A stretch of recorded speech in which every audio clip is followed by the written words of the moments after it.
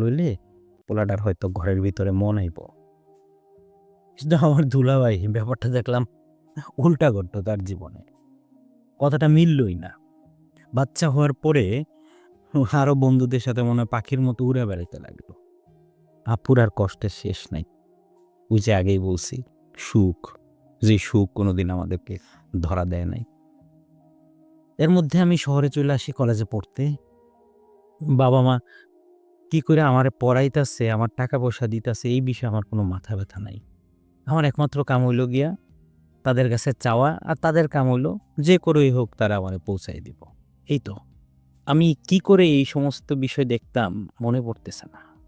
একটাবার ভাবতাম না তারা এইসব কোত্থেকে ম্যানেজ করতেছে। শুধু জানতাম আমার এক দুঃসম্পর্কের আত্মীয় সৌদি থাকে। ছুটিতে বাড়ি গেছি। বাবা ও মা দিন রাত এক করে কাজ